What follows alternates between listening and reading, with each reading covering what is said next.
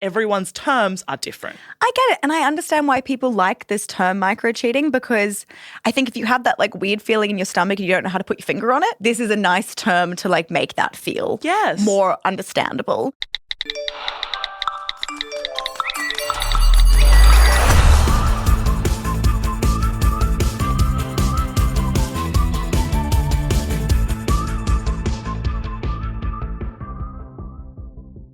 This episode is brought to you by Bumble. We know making the first move on dating apps can be a little daunting. Luckily, Bumble's opening move feature makes it super easy to get the conversation going straight away. Sarah, what is your opening move? I'm very curious about this, actually. I always ask, what is your most unpopular opinion? Mine is name 3 dishes you can cook. Just to test that they can cook. You've got to test them out. I love it. On Bumble, you can either write your own opening move or choose from one of the many suggestions. Then sit back and wait for your matches to come to you. This is your sign to download the app and date on your terms. Find Bumble in the Apple Store or on Google Play. Hi, I'm Hannah. And I'm Sarah. And this is Small Talk. It's not quite a news headline, but it is what the girls are talking about. How are you? Yeah, exhausted. I feel it's been a lovely, busy week, but I do feel drained of life. Drained? That's beautiful. Yeah, thank you. How about you? I feel good. I literally got in my car this morning and Spotify was like, do you want to hear your summer playlist? Spotify's coming at me right now. The other one I got the other day was like 7 a.m. and it's like, do you want desperate people pleasing relationship Wednesday morning? I was like, okay. I love that you put that in the same camp as summer playlist. No, those things summer are comparable. playlist, and I opened it and it's like kind of the saddest music. And I was like, it's been a summer. So, yeah, Brat summer for you, Brat Sarah. summer. It's just like Gracie Abrams on repeat, which actually then made me really emo because I'm like really trying to get tickets to the Gracie Abrams concert. Oh, I didn't know it was on sale. No, they've been on sale. They're sold out. I don't want to do a shout out if anyone's selling a ticket, but every time I'm going to get really emo if I can't go. I will say every time on this podcast ever that we've said, if anyone's listening and it's someone particular, they have contacted me. That person has contacted me somehow. So let's keep the streak up. This one feels more niche. Like this one seems harder. Keep the dream alive. Let's manifest. Okay, but tell me. Sarah, no, you tell me. Oh, yeah. As you were. Can we just pause for a second? Now, it's very important. What are the girls talking about? What are the girls talking about today? Okay, this is a bit of a spicy one. The girls are talking about the concept of micro-cheating. Have you heard of this? I have heard of micro-cheating, yes. Yes, it's a trend that Gen Z coined. It's from TikTok, and I just think it's a really interesting one because it's funny to see how different everyone's reactions are, especially around the conversation of cheating. Obviously, it's a loaded one, but everyone seems to have such different versions of where their boundaries or reactions, and like there's a lot of gray area in it. And so I find it just fascinating. I think it's a great topic, and I think there's probably more to it than that for you. Why else do you want to talk about it? I don't want to talk about it. Are you sure? No, I mean, obviously topics that we know we can speak well to ones that are personal. Yeah. Look, okay, fine. I've been cheated on before, so I feel passionate about some of this I'm stuff. also going to say you haven't been micro cheated on, you've been macro cheated on. Thank you, Hannah. What's this fucking coming at me this morning? No, I'm trying to delicately walk around it. Sorry, we were having a giggle before the record started, but now it sounds like I'm just like fucking boom on you. It's so funny. Come at me. No, it's but like I 9 do. a.m. I know it's You've been 9 a.m. cheated on. This is what's worse, this or the Spotify playlist. Anywho, let's keep it moving. Yeah. So spoiler, this is close to home, but also close to home to you a little bit. Yeah, of course. I mean, close to home to everyone. Once we get into the this, reason the girls are talking about it. Well, that's the other thing. This is why the girls talk about it, because micro cheating really is something that everyone has experienced to some extent, I think, unless you are the luckiest person alive. Yeah. But the question I really want to ask with it is, do you think the term micro cheating is bullshit? Because I actually think it is. I can't wait to get into this. I think it's misleading. Mm-hmm. So just for a definition on it, it's small breaches of trust in a relationship that don't actually cross the line into physical. So more broadly, it's this idea that it's things that make their partner question their physical commitment to the relationship. Okay. Yep.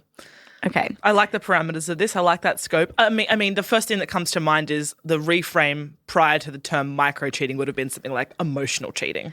Yeah, I think it sounds like this just a rebrand of emotional cheating. I also think it's really funny that when this took off online, I was trying to figure out like when did Gen Z really get a hold of this? And it started from, there was a star from the Real Housewives of Beverly Hills, Kyle Richards, going through a breakup, liked a post about examples of micro cheating, and like that got a lot of attention. Because it feels like an endorsement of that's what a sort of communication of what happened in that relationship. Yeah. But for Gen Z, that was kind of that first introduction to micro cheating. It was just from an Instagram post, and that's what they'd called it. I also think the cheating or not cheating on TikTok was a big thing as well. That also then led or inflamed this. If you haven't seen this, it's basically a list of different behaviors where podcasters or influencers would go through and just say whether they thought a particular act was cheating or not cheating. Exactly, which we'll kind of play our own version of today. Oh my God, I love surprise. But the reason I think micro cheating is a bullshit term to be using is that it implies that cheating only counts if it's physical. Yeah. And it just completely disregards all the other elements that, and again, we'll get into it, it's varied, but that's not entirely fair or true. And I think the reason we do that is it's the point of this whole series is we love to oversimplify things.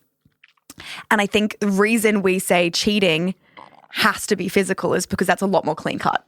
It's a lot more easy to understand. There's a clear boundary with that. Whereas everything that's considered micro cheating, and again, that's why I think it's interesting people come at it from different perspectives and they have their own different versions of it, because that's total gray area. It depends on the person. It's case by case. Yeah. And I think we find that stressful. Well, of course. I mean, like my immediate reaction to how to have this conversation and how I'd engage someone else on what their definition of cheating or micro cheating is that like when you're in a monogamous and committed relationship with someone, it's like a contract. Yeah. You're saying like, this commitment I'm making to you is on these terms. But when we don't take the time to actually negotiate and agree to the terms, we then find ourselves in this moment where particular behaviors we're going, I feel uncomfortable, but is that enough? And so that's where micro-cheating in the conversation comes in, because everyone's terms are different. I get it. And I understand why people like this term micro-cheating, because I think if you have that like weird feeling in your stomach and you don't know how to put your finger on it, this is a nice term to like make that feel more understandable. Yes. But it's like when you hear friends say, oh yeah, he's like that, but he wouldn't actually cheat.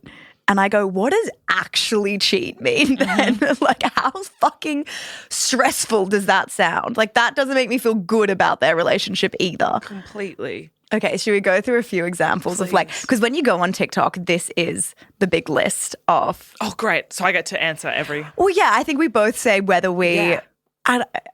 Whether we would say that or not. So these are the most popular examples. Okay. The first one is it micro cheating if you secretly message someone or delete messages? Cheating. I think we're going to say that to all of these. Oh, no. So I just think it's just sus. Okay, can I just. It's already, like, why? Here's what I see as cheating, right? If you would not comfortably do it in front of me, probably cheating.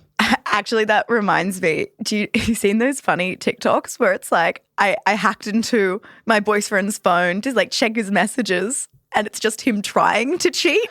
Oh, and that's humiliating because he can't even and he's like, can't even cheat properly. My boyfriend's getting fucking rejected in his cheating attempt. That would arguably be worse. It's the ick. It's a fucking ick, isn't it? Complaining about your partner to other people. No, that's not cheating. I didn't think that either. I understand that if you're in a very secure relationship and you have the ability to communicate with your partner, that it is nicer not to involve other people, and it depends on what the problem is. But I do think you need a sounding board for things. But I think also, I'm guilty of this a lot. Okay, so a lot of you don't think it's cheating. I don't, again, cheating being breaching the boundaries or the contract of a relationship, right? I say this all the time. I have criticism of my friends, of my parents, of my, like, all my loved ones. going to another person and being like, hey, what do you think about this? I think complaining's the wrong word. Yeah. Complaining about a partner, because I think that It's advice, right? Yes, it's advice. What I would say is I think it's entirely fair, and we talk about this a lot with the podcast as well. If my partner came to me and said, I'd really appreciate it if you didn't talk about like our personal sex life or this particular thing about me with other people, and that you came to me first to discuss it, or if I talked about it only with like my psychologist in a private setting, I think that that's appropriate to have a boundary around. But I think in terms of like just venting sometimes is totally fine. Venting to your best friend. I would also say on the flip side of this, if you feel like you can't speak to your friends about things in your relationship that are wrong or unsettling with you and that you need advice on, and you now feel like you can't speak to anyone about it, I think that's dangerous. And I think that's controlling. Control. Yeah. I think that's controlling to say like you can't speak about that. Or on the flip side, if you know something's bad and you don't want to talk to your friends about it because you know they're going to tell you it's bad, also not a great sign. Yeah, the first signs for me that a relationship is breaking down is always that I start lying to my friends. Keeping things secret because it's like, oh, they're going to hate him if I tell them that. Yep. Okay. Maintaining contact with their ex or people that they used to talk to or see. Depends on the circumstances. I agree with that. I'm really close friends with my ex-boyfriend from high school, which is obviously different, and his current girlfriend because I want to be her best friend. Yeah. And I think that if my partner was threatened by that after meeting him, I would be like, that's really strange because it's just not how it is. Yeah. I do think that if I was dating someone and they were really close with their ex, I would be uncomfortable. I would need to expose myself to that relationship and try to have a separate friendship with this individual. Exes, and I think people that you've like slept with once, is a totally different thing. I'm really good friends with people that I've got with, and it wouldn't even cross my mind now to think of them in any different way, and I don't find that relationship weird. But if they dated and they were properly together for an extended period of time, unpopular opinion, but I just don't think you can be friends with an ex, truly. An ex that you truly loved. I don't know. I just think it depends on how the relationship broke down and why, actually. Because I think that if you've fallen out of love with someone over a period of time and it's just kind of like platonic, or, you know, you knew it wasn't going to work out and you've genuinely moved on, I think it depends on the emotional maturity of both parties. I agree. I also think it depends on what your background is. Okay, for example, with my experience now, that if I started dating someone and he said, hey, I'm going to go grab coffee with my ex, I'd want to die. Yeah. Because in my experience, I've been in relations with people that weren't over their ex. So now, because of my own background, I would feel extra uncomfortable about that because it's my own experience I'm bringing to this. Yes. What I would say about my two serious former relationships is that I would never engage with them, especially if I had a current partner. And if I did engage with them, if one of them said, do you want to grab coffee or a beer, I would say, I'm going to invite my partner to come. Or I would check with my partner that is absolutely okay with them if I'm able to go. I think I know that this isn't a problem for me because... I mean, it's a trick question if they ask me that. But I just... Yeah, gotcha. Yeah, fucking nailed. I just think I wouldn't engage with my two serious partners. Like, talking about a high school, like, that's different. But my actual partners, like... I just wouldn't, out of respect for my current partner. And also because I'm not interested. I'm truly not interested in talking to them. I think that's the thing as well. Yeah. I also think when exes or past flings come back, it's like, what door are you keeping ajar for that? For them to feel like they can as well? Yeah, I completely agree with that. Okay, lying about your relationship status, offline, online. Cheating. I think another one example of that is like people that left their dating app profiles open and forgot. I've heard that way too many times. But I forgot. I didn't know it was there. Or they just delete the app, not the profile. Just do the appropriate software shutdown, you bitch. I just hate it. You know what a lot of this stuff is? It's just embarrassing. If I was dating someone and someone came up to me and said, hey, the guy you're seeing's on Hinge or on Bumble or on whatever it is, I would be like, that's so embarrassing. It is embarrassing. I don't even like saying cheating about this, lying about relationship status. It's just manipulative and gross. Like, I just wouldn't date someone who does that, but I don't think it's cheating. Yeah. Being overly touchy with someone else. I think there's twofold to this. There's like actually being flirty touching, and then there's when they have like maybe like a girl best friend or whatever it is that they're just super comfortable with. Do you hear yourself? Yeah. Then you want to stand by what you just said. No. But they're too. That's what I mean. What's worse? Depends on the case. Depends on the scenario. I love the distinction between these two things that make me uncomfortable in both instances. That's the thing. It's none of these I'm listing are meant to make you feel comfortable. I just love it when you said both, and I thought, so was one better than the other, and you weren't sure? I thought, oh, okay. I thought you were saying, I'm just like giving different examples of discomfort.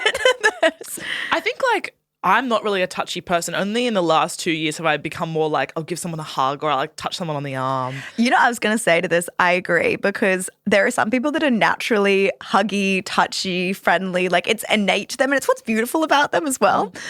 I've had to learn to like to be touched. Yes, we're the same in this. I'm really bad at it. I'm not a hugger, really.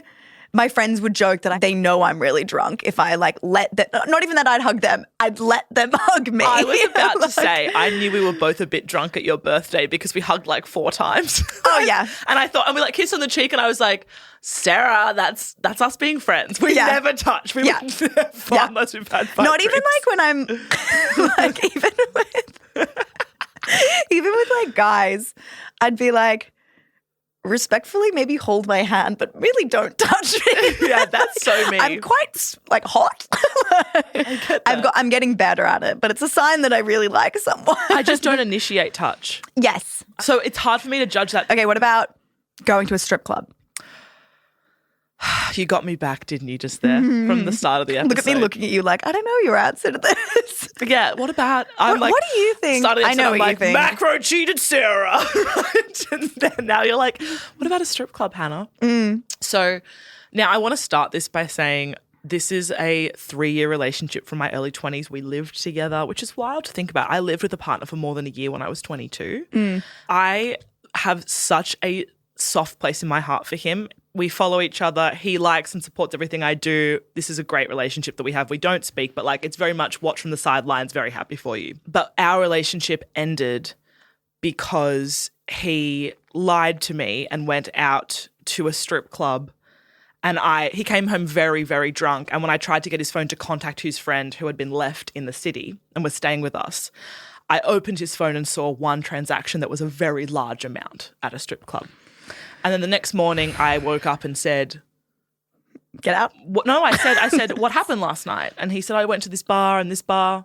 And I went, yeah, and what else? And he clocked that I knew and then told me. So he was willing to lie, which is actually the bigger issue I have. Oh, yeah.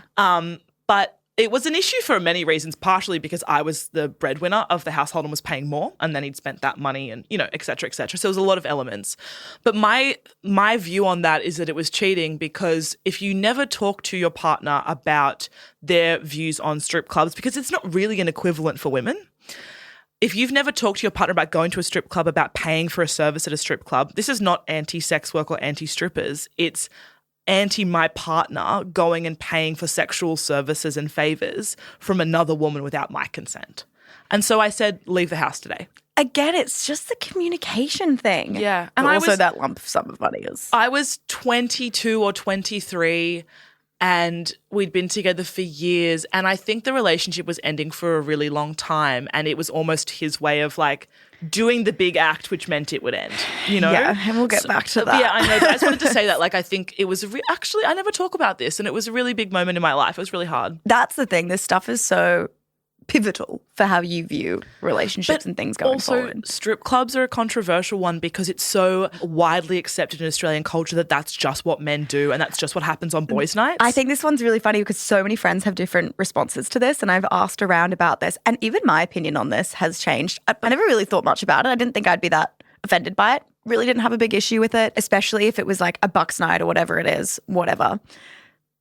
I was cheated on after he went to a strip club now, and so now I have a different view. Yeah? Yeah. So now, and it's annoying because I didn't have that problem before, and now a little part of me kind of does. I just think what's more concerning is the way that I feel, and I think you do even from hearing your answer just then, that somehow it's like it's very sensitive of us to not like that. Yeah. I also think like if I went to a hens and there was a stripper, I'd be uncomfortable. No, see, weirdly, I don't care if it's a girl's hens. Well, no, like if you were attending and there was a male stripper at the hens. I wouldn't care. But what do you think the difference is then? That's the thing. I don't think that's a fair thing from me, but it sits differently for some reason. I think that the way it's treated in society is different. Like, it's more of a joke for women, whereas it's like quite a serious like boys' night outing for men. Yeah, I don't think the girls are looking at it with the same hunger. Yeah. And I think like in my next relationship, he did go to a Bucks night and went to a strip club and didn't tell me he was going. And I had explicitly said you need to, because I have quite a particular trigger on this. Yeah, and that's the thing. You're coming from your own experiences. And I think we'll find with all of these examples, some of them we are going to have stronger reactions to, that we will communicate with whoever we're with because of our past experiences or whatever has got us to this point. Yeah, absolutely. So it's sensitive and personal. You can't universal blanket it, because deleting messages could be like the be-all and end-all to someone and not really a second thought to someone else. Yeah, absolutely. This episode is brought to you by Bumble. Sarah, have you ever been on a date and thought, we have absolutely nothing in common? Definitely. It's like, sorry, babe, I'm not going cold plunging with you. Imagine you cold plunging. Thankfully, Bumble's latest interest badge feature can help you avoid these kinds of awkward situations. Whether you're a party girl or big on self-care, Bumble lets you add up to 5 interest badges to your profile to help you match with people who like what you like. Helping you date on your terms. I love this. Take this as your sign to download Bumble on the Apple Store or Google Play today.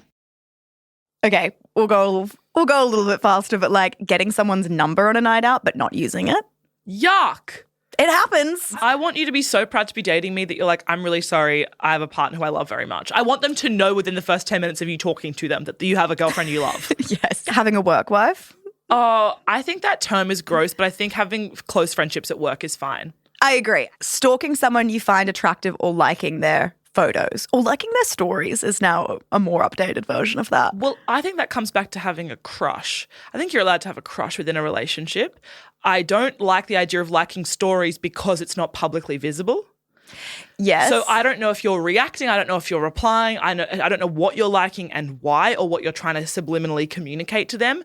At least liking a grid post, you're making that public information. I do not like it. And I have, in previous relationships, made an explicit statement that if you are liking like bikini photos of other women, that makes me deeply uncomfortable, and I do not want to be in a relationship with someone who does that. I mean, obviously I'd prefer not, but I've never said anything about it, and I've never really had a reaction. Story liking, I think, is funny though, because if a guy was to like my stories, I'm like, oh, what does this mean?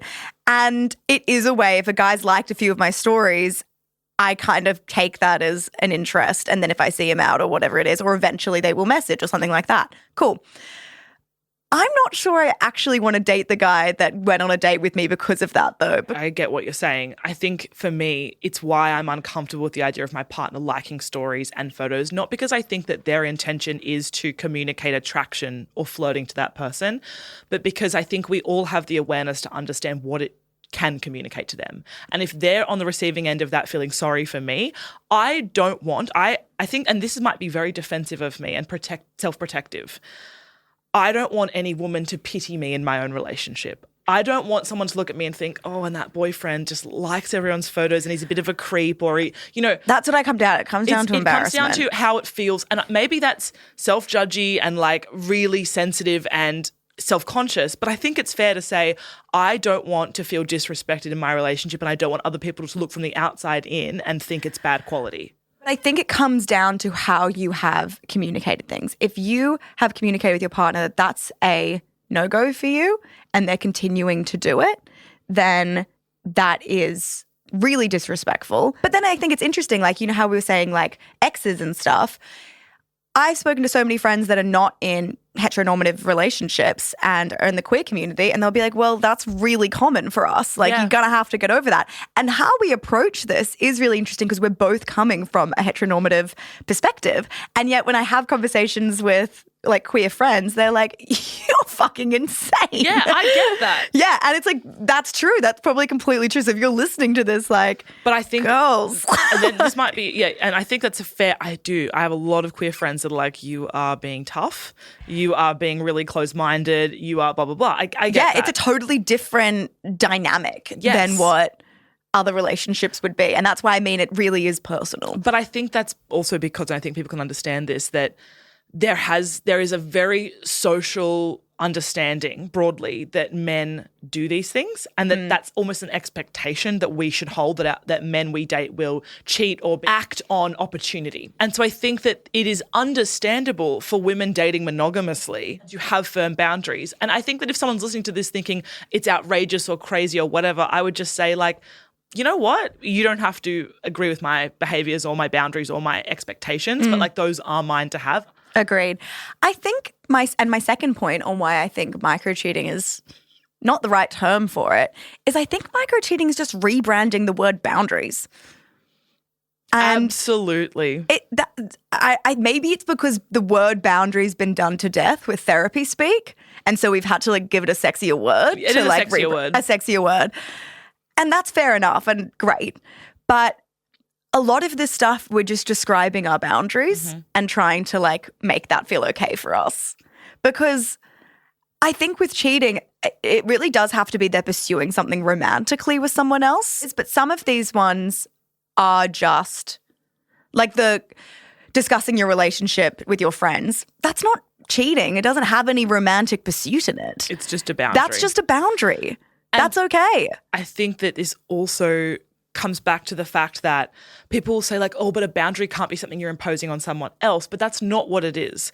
I'm not saying my boundary is you have to do this, this, and this. That's not how a boundary works. Yeah, we need to redefine boundaries because boundaries, and like we don't want to Jonah Hill ourselves here. Like we're not going around being like, that makes me uncomfortable, so now I'm going to use this as a tool to make you do what I want you to do. A boundary is something you set for yourself. If you've communicated that makes you feel uncomfortable and they won't do it, then it's for you to remove yourself. Yes. Yeah, these are the behaviors I will not accept being done to me and I will remove myself from the situation, not I am going to coerce and control you into doing exactly what I want you to. Yeah, and that's the thing. That's why it's communication. I'm not great at enforcing boundaries personally, but I will say as well on that, if someone keeps telling you, oh, I understand, I'm so sorry, I'm going to do better, I'm going to do this, and they're all talk, but there's no action follow through, and it's just all talk, all talk. Talking with no follow through is manipulation. Yep.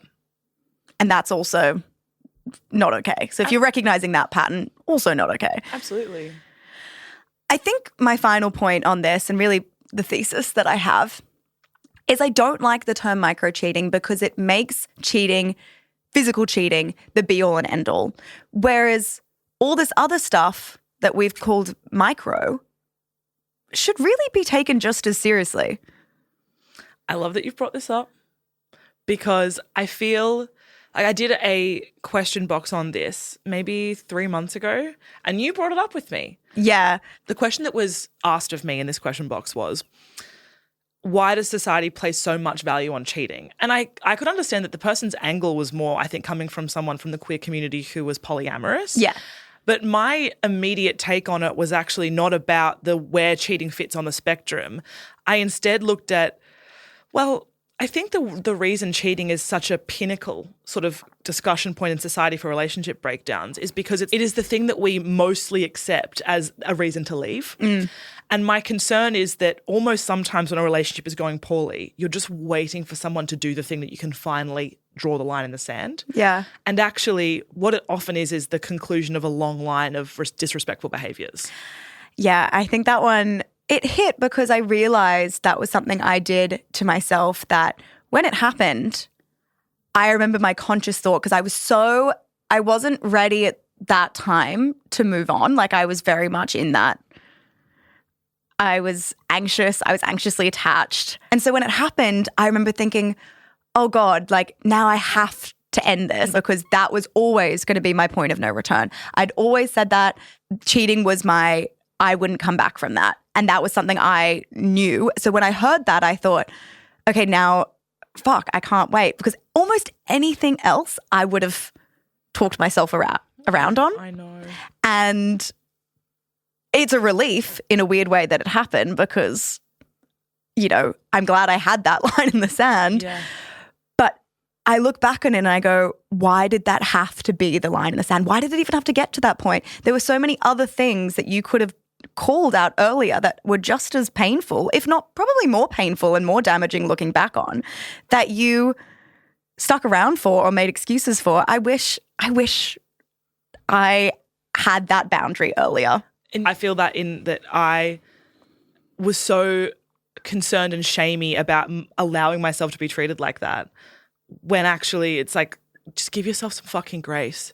It's so hard to leave relationships that when you see so much potential and you do get so much good. You do, and you love someone, and you're not taking away. There was really beautiful parts of that. But absolutely. It's hard to navigate what you find acceptable and what you think you can come back from, because I think that we are wired to see the best in people and to want to improve and to see like the pivot point and the potential. Especially when, and I mean, ironically, this is playing into the micro cheating stuff, but you convince yourself things are micro. Yeah. And I think that's why I don't like that's why I don't like the term micro, because we convince ourselves that everything's too little to have a reaction to, when actually once you pile it all up, it makes 90% of the problem.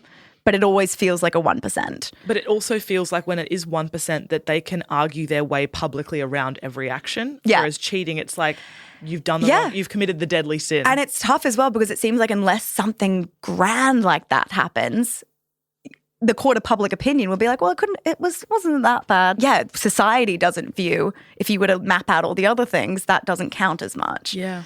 It's so interesting. I just think like the basement should be found sooner than it is in society. Yeah. I agree. So, yeah, that is my conclusion. I think the micro cheating needs to be dropped. I think we should bring back the term emotional cheating, because I do think that is what it is, and that's valid. Micro makes it feel like a shrug off. And also, I think to reiterate, one of the best points you made is when we're putting in place boundaries, because it should just be enough to say, oh, that person breached my boundaries and I no longer want to be in a relationship with them. But that is not to say that when someone does something you disagree with, that you break up with them. I think that the boundaries need to be communicated incredibly early at the outset of the relationship, so that when these things happen, you can bring them up, you can give it an opportunity to change, but ultimately it's the consistency of those things happening that ends the relationship, not just someone doing something that you don't like as well, just to be clear.